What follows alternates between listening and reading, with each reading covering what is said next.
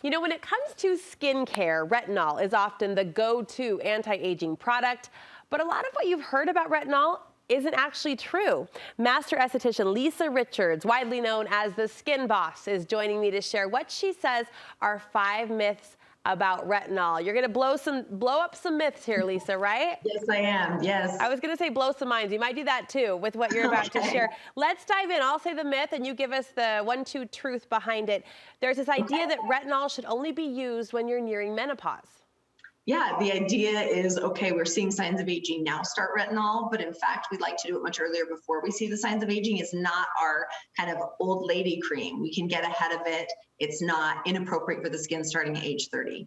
30. Okay, I was gonna say I started to use it, I think, in later 20s, but it's okay to use Yeah. it a little earlier than we maybe Yeah. previously thought.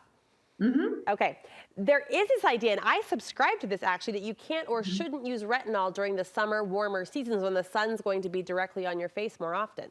Yeah, assuming that it would be photosensitizing, which it's Yeah. technically not. But the bigger thing is we should be wearing sunscreen year round, every day. So therefore, there is no problem with retinol year round. And in fact, retinol does have some properties that help help the skin repair from UV damage. So there's that aspect too. Am I using it differently during the summer though, sunscreen or no sunscreen?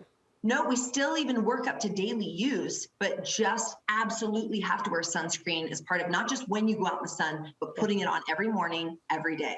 There's an idea out there that retinol does not combine well with other products I might be using. What say ye?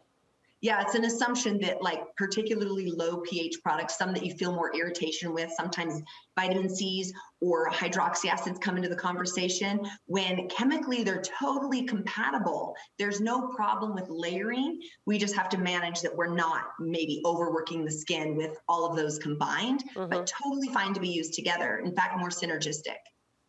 This next one was a shocker for me as well. Over-the-counter retinol does not work. Now, I wouldn't say doesn't work, but does it really work all that well? Yes, and there are studies that prove that over and over again, that whether or not it's working the exact same way, the idea is more, and you're getting it more powerful, and the That's what only I way to would work is think. a prescription. But in fact, the over-the-counter has been proven to be just as effective Huh, and way more tolerable, less irritation. And so it okay. includes a lot more people. This next myth kind of speaks to what retinol actually does, so a good education opportunity for us. But the myth is retinol thins the skin. So if it's not thinning the skin, what's happening exactly?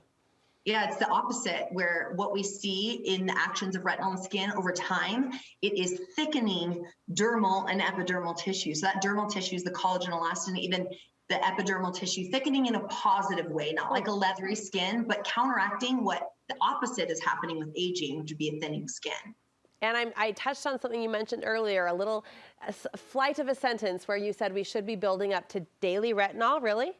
Yeah, acclimation is really important, so we don't start that way, but that's the key of how we come to tolerate it and the skin works with it better is it depends on the person, at least 4 days a week, but you have to have enough of it in the skin regularly, like a supplement, for it to cause certain actions in the skin. So the idea is the subtle redness or even the slight flaking I might experience when using it, that will start to fade if I'm using it more regularly and my Yeah, skin's more tolerant.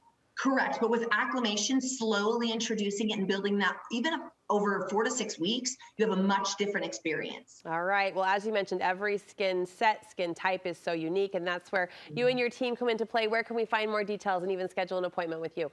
The website has all the access to our services of skinboss.care. Also on Instagram where we're talking about it and accessible there at skin.boss. All right. She's the boss. You are. Lisa, thank you so much. Great to see you through the Thank screen. you. Good to see you.